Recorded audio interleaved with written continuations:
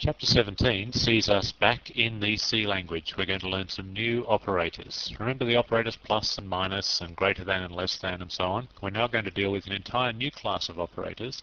These have to do with the manipulation of individual bits. I guess before we can go any further, we have to understand a little bit about bits. Any integer number, when I say integral number, integer number, I'm talking about ints, longs, shorts, and so on, can be thought of as a sequence of bits. I guess we all know that 8 bits make a byte, and so in a long, which is 4 bytes long, you'll find 32 bits. You can think of them all as arrayed. You can almost think of a long as an array of 32 bits. Now, you can think of these bits as the representation of the number contained in that integer in binary arithmetic or base 2 arithmetic. If you don't know what binary arithmetic is, then I'm not really going to be telling you in this course. It's not really part of the scope of this course. But suffices to say that human beings tend to work in base 10 arithmetic. There are many other numbering systems besides base 10. You can work in base 8. There's a common one with programmers, which is base 16, which is often called hex.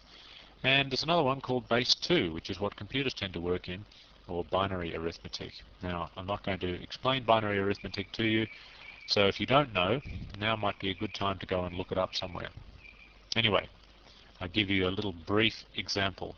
The number 87, the number that we typically refer to as 87, in other words, 87 in decimal or base 10 arithmetic, can be represented in base 2 arithmetic as, now how would you say that? 1,010,111, or 1010111. Now, why does it happen to equal that? Well, you look at it as follows.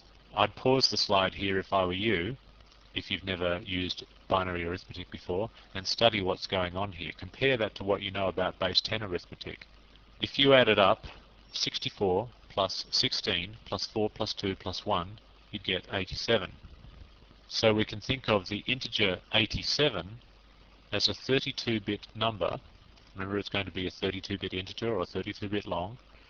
So the 7 bits we've got in front of us here, so that leaves 25 bits that we can't see, so they're all assumed to be zeros. So we'll have 25 zeros followed by 1010111. That makes up the full 32 bits. Now that's pretty much all I'm going to say about binary arithmetic. Now, as well as representing a single number in a 32-bit long or a 32-bit integer, it is actually possible to treat that single integer or that single long as a series of Boolean values. Remember, a Boolean is on or off, yes or no, true or false, 1 or 0. Importantly, it's 1 or 0. And in a single integer, we have 32 bits. In other words, we have 32 things that can be considered 1 or 0. In other words, we have 32 things that could be considered true or false. So often we use the individual bits of an integer to represent Boolean values. In other words, we can use one integer to represent 32 separate Booleans. Now that's interesting because in the past we've just been using integers to specify a single Boolean, which is kind of wasteful because a single Boolean will be either 1 or 0, and an actual integer can represent any number, any sequence of 4 billion different combinations, and we're just using 2 of them. So there's quite a bit of wasting going on.